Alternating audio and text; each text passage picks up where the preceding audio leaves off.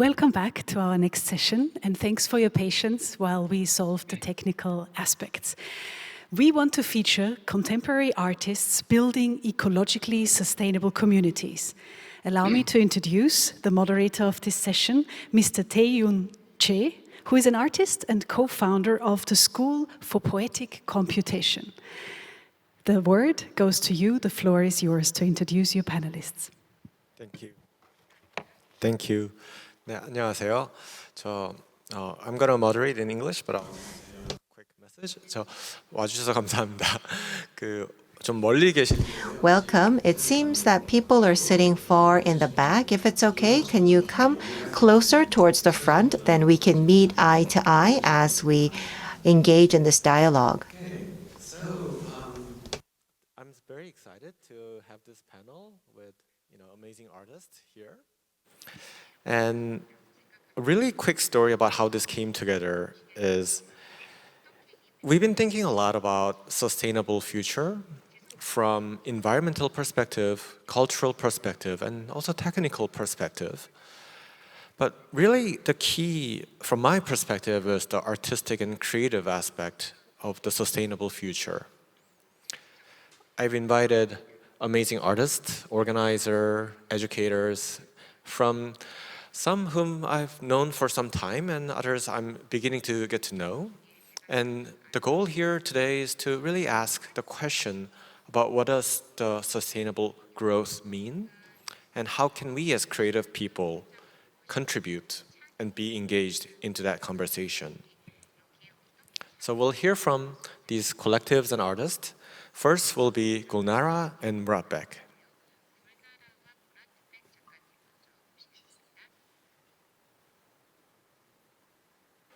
Hi. Hello. Hello. Hello. Good afternoon, everyone. Good afternoon, dear participants of this conference. Thank you for having us in this conference. Can we share our screen to show our slides? Yes. Mm-hmm.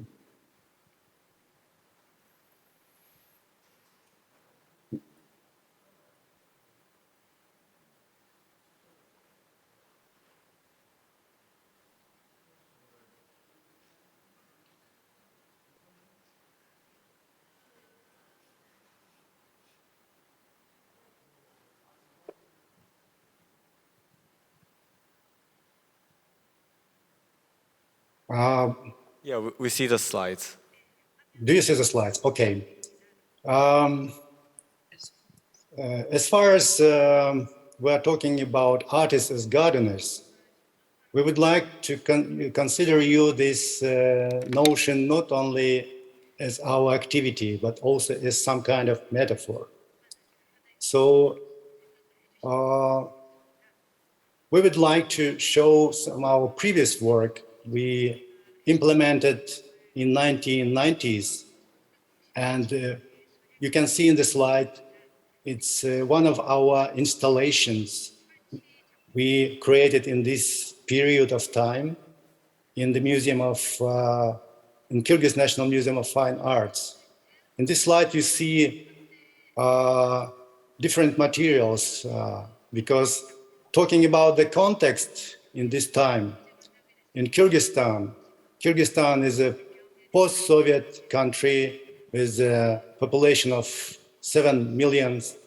And after the collapse of Soviet Union, we have really hard time in 90s. And of course, all the state institutions also have really hard time without some kind of electricity, and sometimes the water leaked from the ceiling. So, but at the same time, it was very interesting time for the artists. We proposed some project in the museum, and they kindly gave us some spaces. This space, you see, it wasn't for the exhibition space because it was completely destroyed. You see the destroyed floors because of the water leaked from the ceiling. And we used some materials we found in the museum, like these glasses. And it's remind us some kind of architectonics used in Russian avant-garde, for example, and by Malevich, for instance. And this opposition between something very solid, hard, and this very soft and green grass, I think it's a very good metaphor of kind of weakness of our time. Please, next time. Next slide. Next slide is also we made in 2000. We called it Paradise. We also use a new media like videos. Here, we use 3 monitors in which one person tried to reach the grass on top of the monitor. So you can imagine that it's not possible to, because it's completely different worlds and the completely different realities. So you see the grass and you see the monitors. It's reality and some kind of virtuality of our life.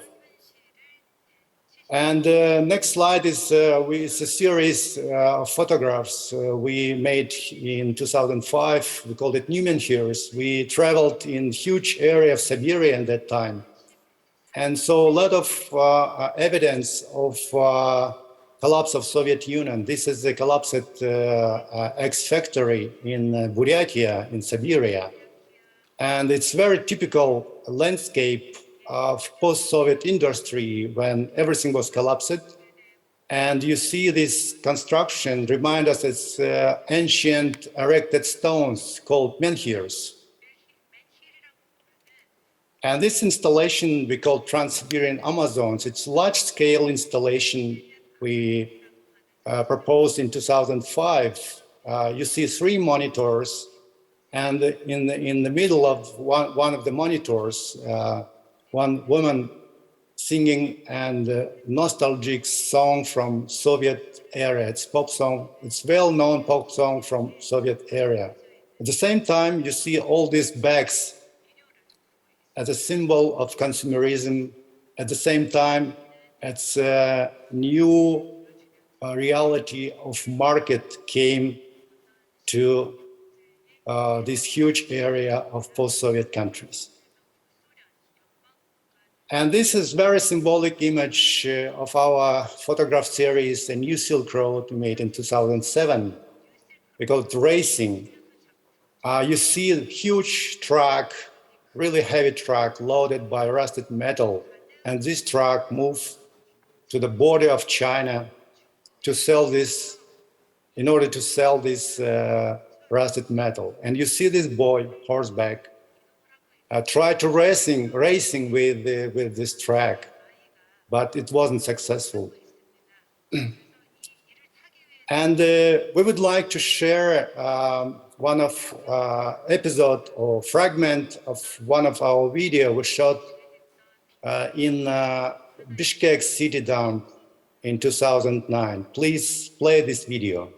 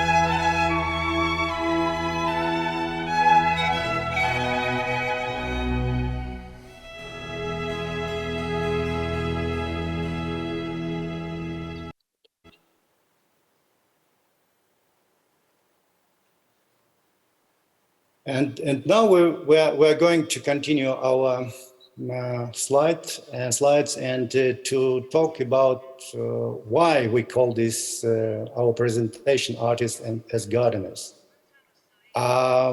This is a very interesting story. When we moved to a village in the suburb of Bishkek more than 20 years ago, we dreamed to have our own land and studio. And it was a chance to buy a small house for quite an affordable price.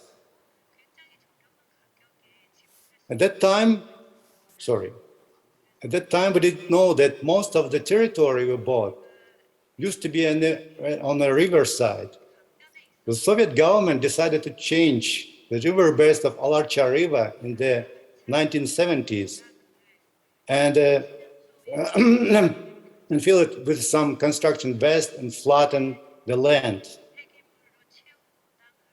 Later, we learned that our neighbors called our place the house of rubbish dump. We realized when we began to cultivate the land in order to plant some trees.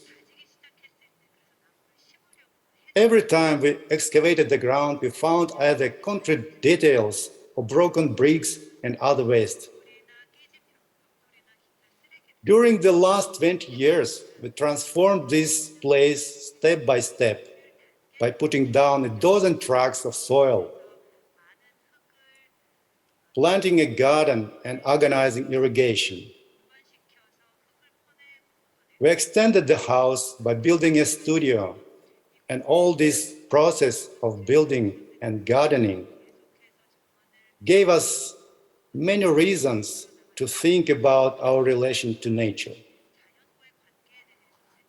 This has affected many of our artistic and curatorial projects that we have been doing in recent years, from shooting videos at Bishkek City Dump, which you saw already, and creating a public art festival at the Botanical Gardens, in Art Prospect Bishkek Public Art Festival in 2017, and building an eco house with straw bale insulation, with the idea of eco art residence near Esikul Lake in Kyrgyzstan. This is work in progress, how it looks like in January 2023. And following the principle of permaculture, which means gardening designed with own ecosystem, rainwater conservation, waste separation, and recycling. This activity has allowed us to become familiar with so many urban activists, architects, and eco-farmers to help our students to realize their works in 2 editions of Trash Festival. One of the Trash Festival was in the most polluted place in Bishkek, Orsh Bazaar, and participate in their action against city pollution. Today, gardening for us is more than just planting and harvesting. This is something very close to artistic activity. It's rather a philosophy than a farming. And leaving all this turbulence behind the fences, the gardener is aware that whatever he does improves his life. And there are no alternatives for the future, only building a garden. Thank you.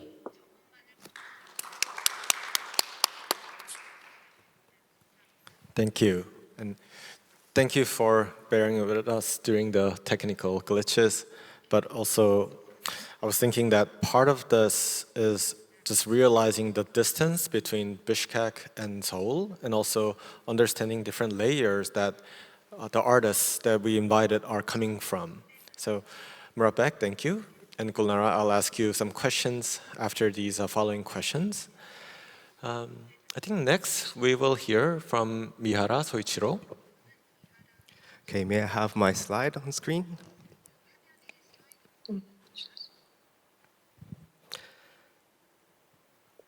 And 안녕하세요 and 감사합니다. Thanks for inviting me this great conference. I'm Soichiro Mihara, artist.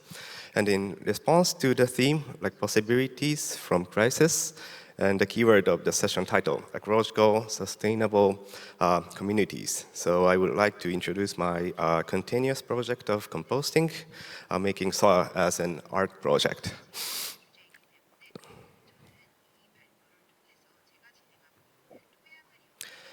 So here's my website. So I'm active in visual art field for almost 20 years. I create artwork with media technology, especially, that respond to like phenomena and environments.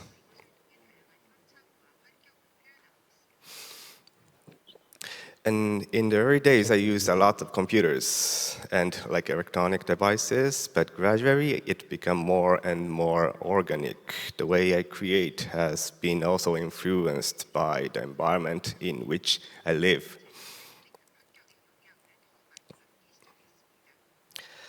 Particularly the Great East Japan earthquake of 2011 and the recent pandemic have made a big change. The first place for my art activity is reality, so I decide to take my own situation in it. Fortunately, my area was not damaged, but infrastructure was all gone or lost in the disaster area. So to imagine more about my own country, I began DIY experiment to get electricity or water or gas, etc. But what was particularly interested for me was toilet.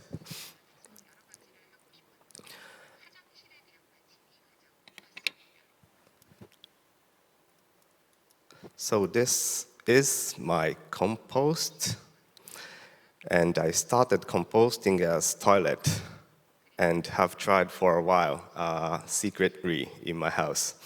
And I thought it was a success because I was able to properly decompose mine without my family noticing, even in the house. And I continue composting after toilet experiment, and as I take care for soil every day, mixing up, and I began to learn something like an emotional response from the softness, warmness, and humidity from the soil.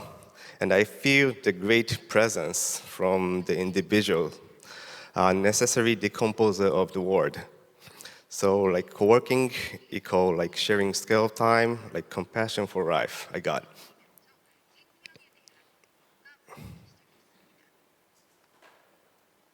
So composting is like life and death cycle with others. It's literally creating soil, and it's good share like time scale of material and compassion for life.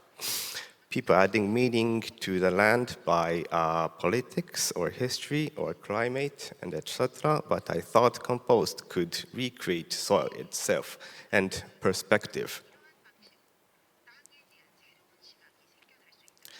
So my first opportunity that gave meaning to the composting or soil land was in South Korea. As a recipient of the Real DMZ project in 2017 residency, I stayed in Chorwon for 2 months.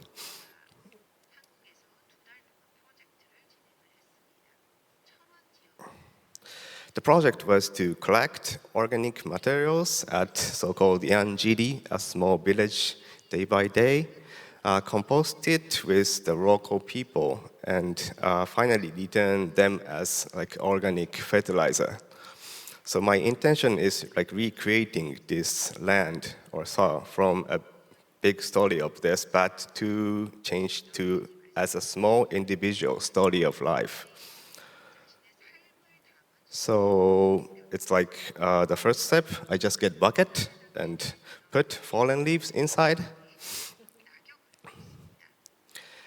And every day I walk around for any organics, wasted veggies, crops, and just mix it up.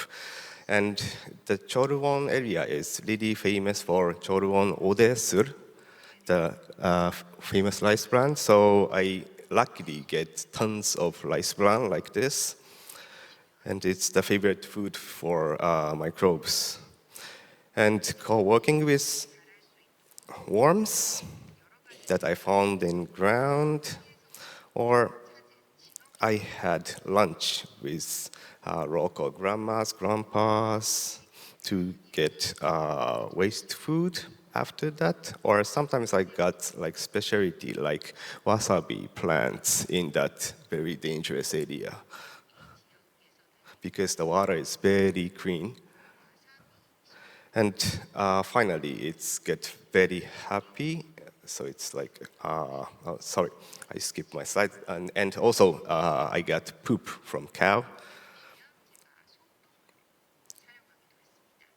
And so it's like approx 50 degree around, and it's like this in the morning. When I get up every day, I open the door and mix it up, so it looks like steamed rice, but it's compost. And I feel some emotion from them with humidity or airstream.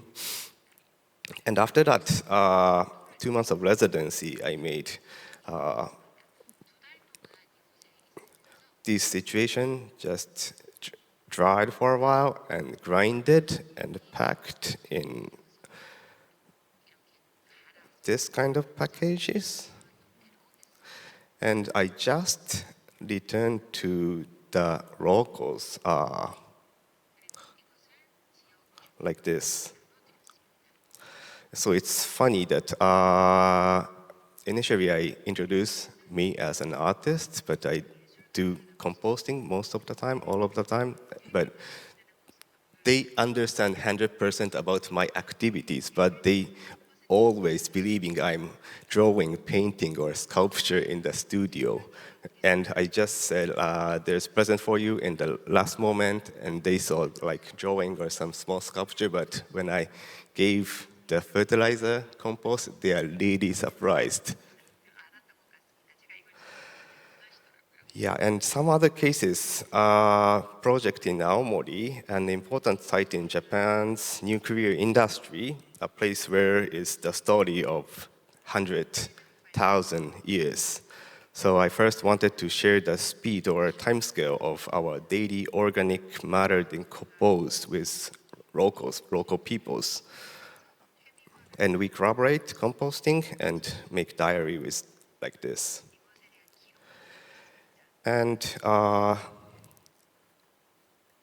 sorry, I skipped my slides. So the diary is like this, and composting result is like this. And the last example I want to introduce is, this is in the cafe, and 3 circles are the machine automatically rotating, and it's mixed with the oxygen automatically, and it was challenging to do this in like urban public space situation. And it was a great opportunity to explore the sanitation and sustainable circulation in the city infrastructure. So this time cafe has rooftop garden, so visitors were able to experience whole cycle in every season in this case. And this is the last slide. And even these projects, 3 projects, are all officially all done. But this is one of my warm picture after project. Some people take picture of new life after that. So people involved in or even just know this project closely is really fascinated composting, and they start by their own and they continue. So yeah, if you're anybody interested, it's not that so difficult. You just need container and fallen leaves. I believe like composting make people more organic, particularly, and happy. Thank you for listening. Yeah, it's really interesting to see your practice that started from a very technical and kind of installations with sound and then now coming to thinking about very large systems of power, technology, especially nuclear power, which changed your life, and now coming to something very organic that you could touch and living things. So just seeing that trajectory and the connections between large systems and small systems. So I'll get back to that question, but at the moment I want to introduce the Rice Brewing Sisters Club to the stage.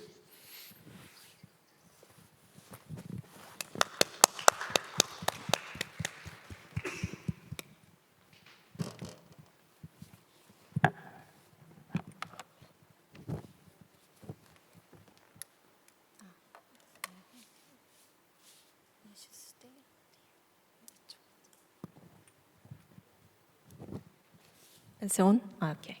Hello. We are Rice Brewing Sisters Club. I'm Haemin Son.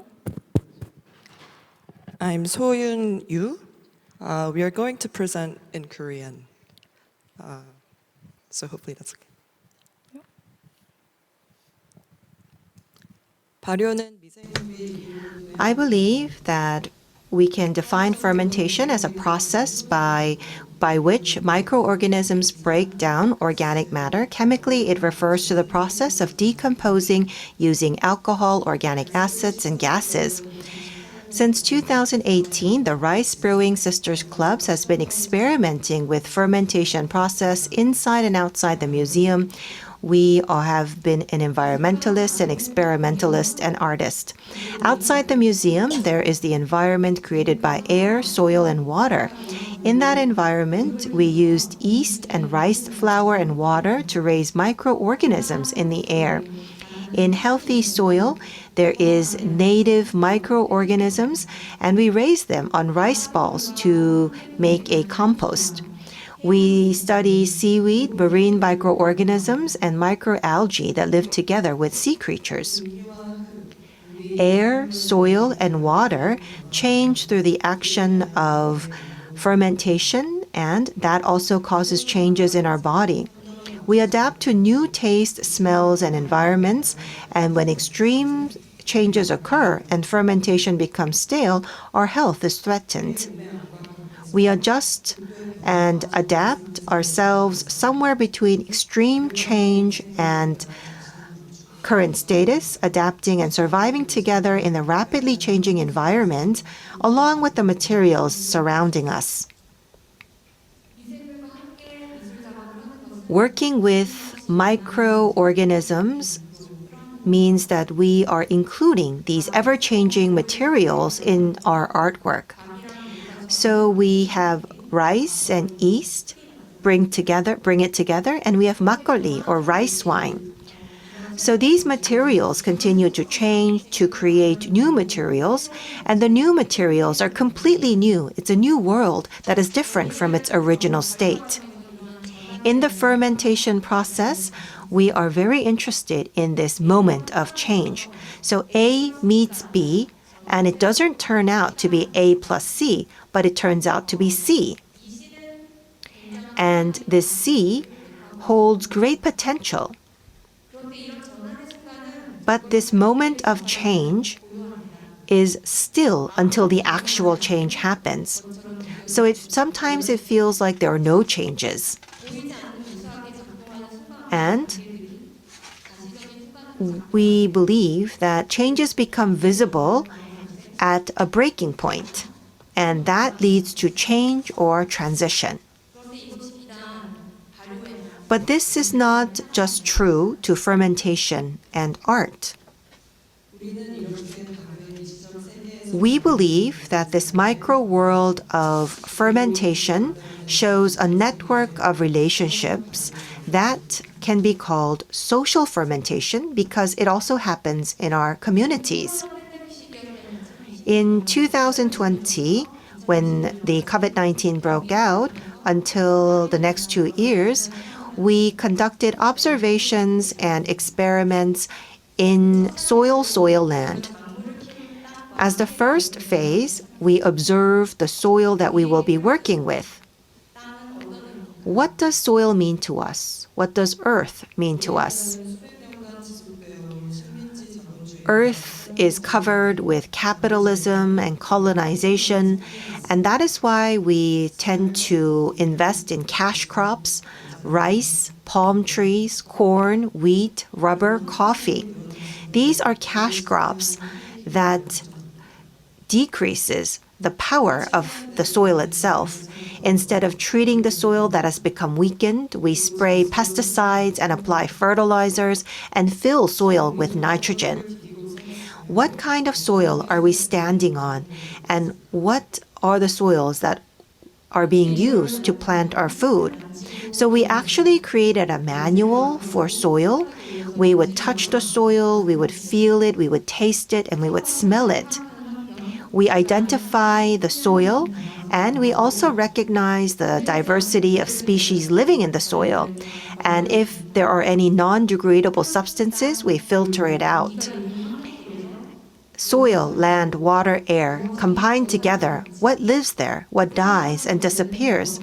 And how are the surviving organisms living together? So we touch the soil and farm, and we get to know the land. Farming means that we stop wandering and settle down. Soil and earth, grain and system, land and earth. We try to bridge the gap between these two groups through our daily work and care of the soil. We settle down on a small plot of land and consume what we produce, and what is left over, we ferment it and put it back into the ground.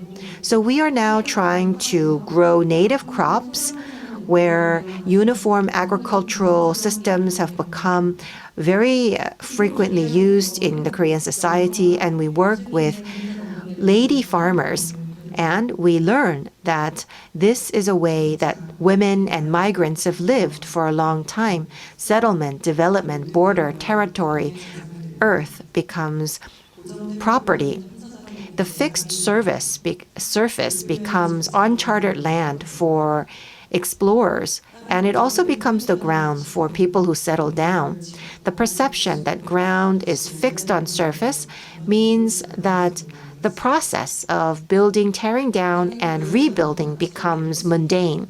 The perception that parcels of land can be divided and valued created borders, boundaries, and development. But what was undershadowed are those who need to cross these borders, who cannot settle down, and those who need to relocate every time a new development project is conducted. Last year, we conducted an online workshop called Mobile Land, and we created a soil of various people. In East Jakarta, we have seen that there are Indonesians who needed to move out because of a new airport. A Turkish farmer needed to move out because of a German project. There was also people who actually tried to settle down on a small plot of land. And so we actually wanted to bring all of that soil together, and we believe that the concept of land can be mobile. And so in our project of mobile land, we created a virtual plot of land. And that means that we can think about the tension between flying grains and fixed territory. How can land become soil again? We need to reclaim the lost land. We need to mourn for the lost land. We need to live together beyond possessing land. How can all of these things coexist? Touching soil is a part of the lives of these people.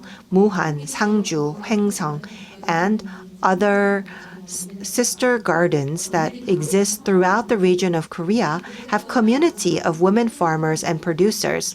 These sisters farms are full of native products that are born and raised there. The local garden meets small farmers, and we also extend the food sovereignty project of the National Federation of Women Farmer Societies. In Paju, there are 450 species of native rice that is being preserved by a specific farmer. So The whole process of sowing and reaping has been conducted by the sole farmer to collect 450 species. How do the seeds look like and how do we grow the seeds?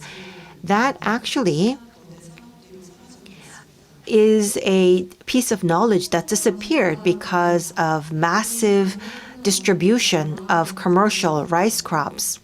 And we see that Seonsuk from one of our communities say that the taste of crops is the taste of the soil. So if the crop grows on rough gravel, it has a tough taste. If it grows on soft soil, it tastes soft. And so the crop tastes like the soil and the water it grew off of. And so what we do is we call native crops those that have grown there for dozens of years, and we try to cultivate the next generation of native crops. We live and work with those who live off of the land, and we learn about the life of crops before they appear on our table. The 돌미역 grown in Busan, 명이나물 in Dongpyeong are just some of the crops that we studied. And the leek and the perilla seeds that migrated with the people and grew up in Berlin is also something that we studied. Native crops grow in their own environment, but when they meet with people, they migrate with the people and adapt to the new environment. And they are called different names: invasive species, foreign species, naturalized species. They are called with these various names, and they resemble migrating people. The land, the people who live with the land, and the migrating people, we all face the tension between diversity and disturbance, invasion and coexistence in the ecosystem of society that we live in. The accumulation of capital rules over the world. In this world, what must we envision? We envision not only sustainability, but a revolution. But if something has to last, if there is space where sustainability is valid, I think symbiosis is what we have to take a look at. That is a community centered around life. Even if it is labor that does not pay for itself, if it is care that puts us in danger, it is a community of life. So a community that is sustainable, and inside that community, we see conflicting values: migration, settlement, disturbance, safety, protection, and change. And we prioritize the continuancy of life amongst these conflicting values. Thank you very much.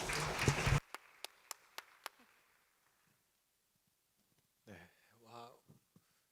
Such an interesting parallel between three presentations and also different locales and context. I prepared a few questions, so I'm going to ask them, but also if anyone have any questions or remarks, we'll be more than happy to hear from the floor as well. First, I want to ask what it means for you to grow. What does growing or growth mean for all of you? Some of you are growing vegetables or fermenting, and some of you are degrowing or ungrowing stuff that is already built. So perhaps I could ask Gulnara and Muratbek first. What does it mean for you to grow?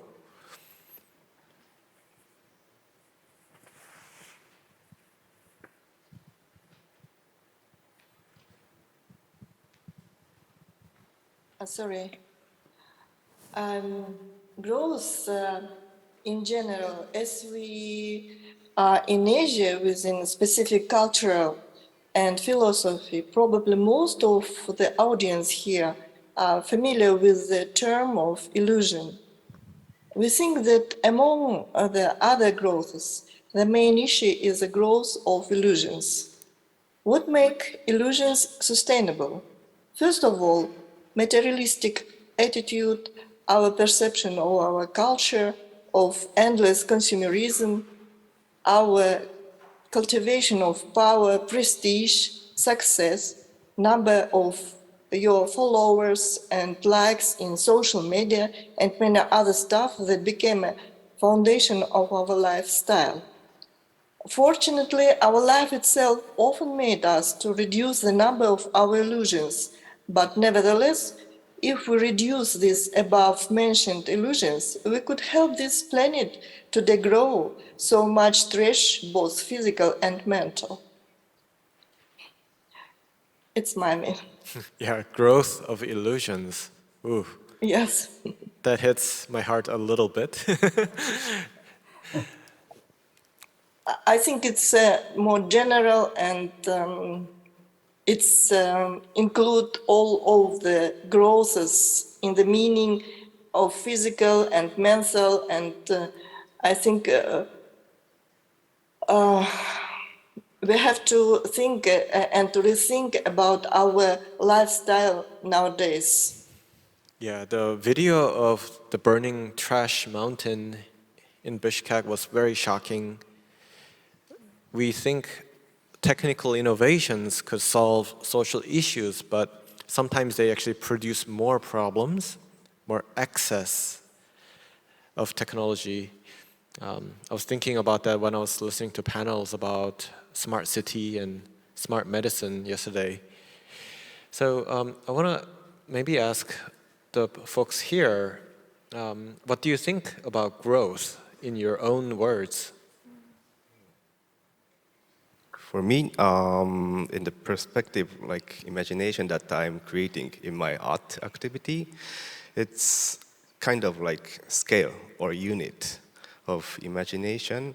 I mean, for the composting project, they know the time scale or speed, how it's decomposed. So they got like imagination for substances and it's how it goes or how it changes. And I like it when once they got like tiny imagination, then they can do something for themselves.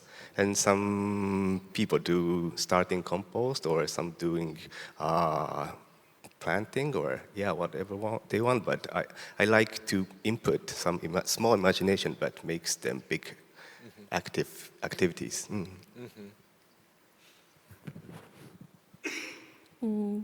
For me, growing in Korea, growing means like speed. It is about speed. Like everything should be done fast, 빨리빨리. So the speed of the change, speed of the development, speed of achievements, everything has to be done so fast. And then we are growing in that kind of situation and also the whole environments. But when we are doing the Soil Land, the art project that we just show as a presentation, we visited lots of women peasants communities, growing their own plants and crops by their hand. So it's almost like not using the machine because it's a very small amount of crops and plants. And at the same time, you can't really use the machine because it's not really fit into the machine that really designate to grow certain crops in a large proportion, large industry. So they are doing this by hand, and then by doing this, they build up very special relationship with the earth and soil and the plants. Like Soichiro, they talk to the plants, they talk to soil, they talk to the worms, they talk to the cats and dogs and around it. They talk to the sky, they talk to the light, they talk to the air, they talk to the worms and microorganisms there. So you are realizing all these kind of invisible things around you. And then that's the thing that maybe the slow it down and then degrowing, it's for art project and for them, it reminds us how we being ignorant about this very sensible realization that we almost forgot. Yeah. Do you want to add something, Soyeon? Yeah, since Haemin talked about growth, I can maybe talk about degrowth, since degrowth seems to be one of the themes in this symposium, and also it's becoming kind of a buzzword as well. I think, as Hemin says, I think we can very much locate our practice in the trajectory of degrowth, how we are very much grounded in hand-based labor, how we take a lot of time to ferment and compost organic materials, as opposed to maybe more expedited ways of putting nitrogen into soil, going against the natural fermentation method to produce uniform alcoholic level in beverages. There are many ways to expedite the production, and the degrowth that we're practicing might have to do with time. How to take slow, how to fail a lot, but also take failure as part of the process. But the more I think about the word degrowth, the more I think it's very centered in human anthropocentric thought. So what is growth here that we're talking about, right? We're talking about production, we're talking about expedited manufacturing, we're talking about acceleration. But growth, when we go really deep into the meaning of how the word emerged, we're thinking about the entangled beings' growth as a whole, not just humans, but also more than human beings. So the practice that we are doing might not have to do with degrowth in the anthropocentric sense, but striving for growth for everybody. Another thought about degrowth is it leads to some kind of reductive or negative thinking, that we have to consume less, fly less, use less. And that sometimes leads us to a kind of stasis. We're feeling very inactive. We have to stop acting. But what we're doing with degrowth is actually acting a lot, spending a lot of time working together, doing a lot of stuff together to ensure that we're growing together in the community space. Yeah, I hope that makes sense. Yeah, that really resonates about human-centric approach could actually cost the environment as well as the other species now and also in the future. So there's a kind of a problematic approach about thinking people first, right? So how do we see ourselves as a part of the ecosystem and species? That's a really good question. I was going to ask about art, because you are all artists, believe it or not. And some of you come from sculpture, some of you come from installations or visual art, but literature. Do you think about if this makes sense as art? Does that even matter?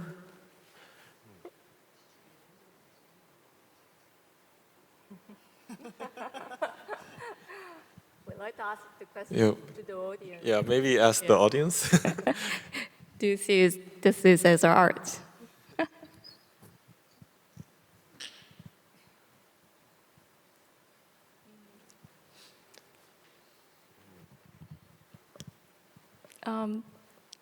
For me, if art make you think, art make you be inspired, art make you being critical about how you engage in this capitalist society. And then that led to the form that maybe the painting, sculpture, poem, form of the gathering, farming, composting, performance. I think that for me that's art. If that's called art, then maybe. So the form for us doesn't really matter as an art form. It doesn't really shaped. It flows with the goal that we wanted to achieve together. Yeah. We think a lot about art because most of the time we exhibit in spaces that are dedicated to artistic production, like museums, alternative art spaces. And that has some spatial constraints, but also we're producing the objects in usually a white cube space. So we think a lot about how to turn this, our experience and process into a form of sculpture, installation, performance, and that demands certain artistic language and grammar. But at the same time, I think art, in addition to being a material and the object, I think it also means living in certain ecology that is shielded from more of the capitalist, more of the production-driven system, that art is sometimes autonomous from it. It's not completely autonomous, but it is sometimes autonomous. We're kind of shielded in the public funding system, for instance, and it's okay to scale down and practice intimacy. It's given that we take things with open-mindedness, and I'm starting to realize that that means so much, that we're in the community space where people are really open-minded about experimentations. So if art ecology, or the art world, so-called, can be what defines art, I think about that in more systematic terms. I mean, I think art world could be extremely capitalist as well as the alternative, kind of a reflection of a larger society. Well, anyone have any questions? I do have one more question for Murabek and Gulnara, and possibly for all of you, is that for Murabek and Gulnara, you studied art during the Soviet times, right? Or right after the sort of fall of the wall. And now you are experiencing the war on Ukraine very directly, because many people are, moving to Bishkek, and sort of, this is something that you're experiencing artistically and also kind of on a day-to-day basis. So I want to ask you and also the other panel about sort of a larger global conflict, so the social conflicts that fall out in the studio exhibition space and also kind of educational spaces. How do you experience the war, and do you have some suggestions about how we as people primarily in East Asia can have a better understanding of a larger global conflict? Yes, we had education in Soviet time during the perestroika in late 1980s. So we have many friends both in Russia and in Ukraine. We have some classmates who live both in these countries. So of course, for us was completely shock. I think for many people in this world was completely shock. The beginning of this war almost 1 year ago. And we think and we are sure that today is extremely important to practice solidarity with oppressed and deprived. In our art residency, we host 2 artists from Russia now, who escaped from their country in order to not to be in the Russian army against Ukraine. And we will be happy to host artists and curators from Ukraine this year if they will apply, hopefully. As for other people who also know about this war, I think it's very important to learn more about this conflict, about this war, why it happened, and to do their best maybe to help people who really have many troubles and many, I don't know, because of this conflict.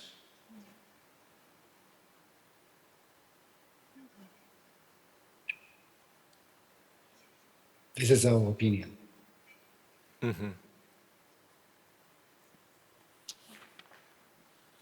do other panelists think about the larger social conflict and how that relates to your practice and your community?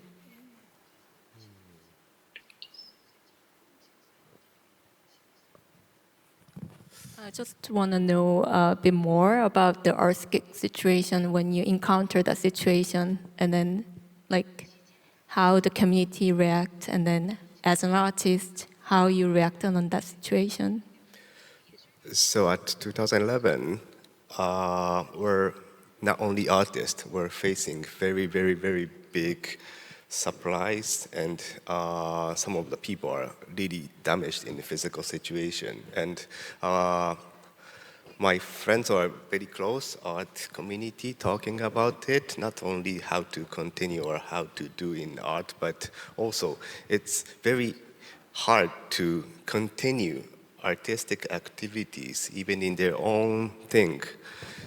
And I'm surprised that some of my artists quit because they feel less power for the society. But for me personally, I intentionally put my situation in my artistic activity, and it means I do like DIYing infrastructure.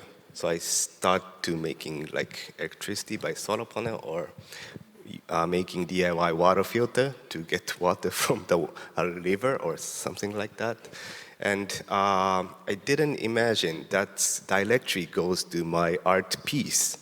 But for now, like 10 years later, it's becoming somehow some art project. And this is not very typical art expression, but when we do in some local specific area, then we can make it's not complete one single imagination, but very similar orientation for imagination, for living, not only for arts, or more like vital, strong imagination. So maybe this is answer for the last question. And to be honest, I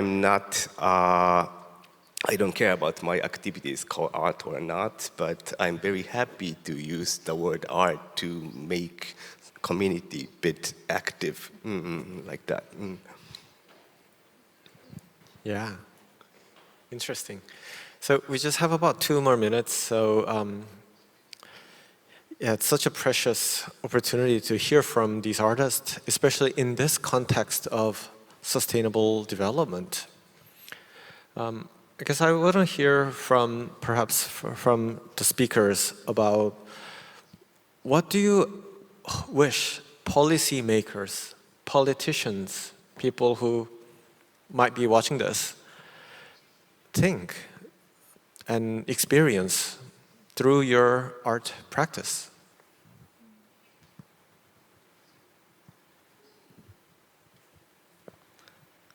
So in Japan, we're like silent country, less conversation. We just saw the face and communicate. So it's a bit hard to make discussion with different ideas, who have different ideas. And most of the events have purpose, but I do many events in the Fukushima, the disaster area, and I show off like concrete purpose. Then many people are gathering, and that's very useful. Maybe also for like policymaker or social worker to gather, not only the people who agree with you, more like very general or local people just gather and do something together, and it makes like the starting point for discussion, and that's, I think, very important. And I think that's the only thing that art can contribute for the society. And art is very weak and fragile, and I think that is why powerful. It stands itself and then stands around, in and out of the system. So I believe that. We're very elastic.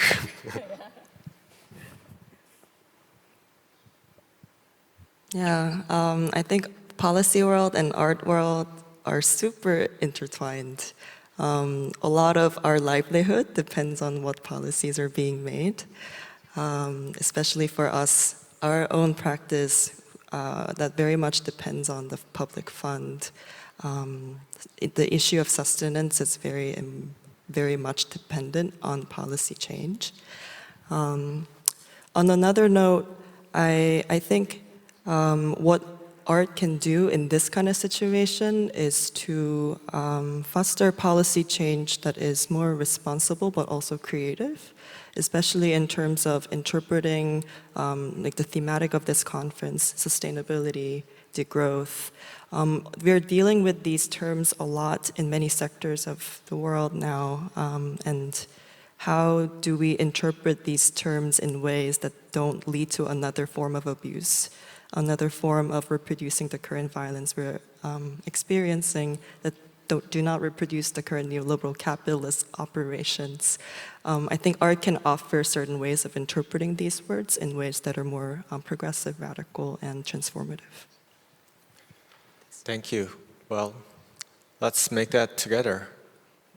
Let's collaborate, let's get to know each other, and hopefully we build a future that's a little bit, more positive. Thank you so much for the panelists and also the audience.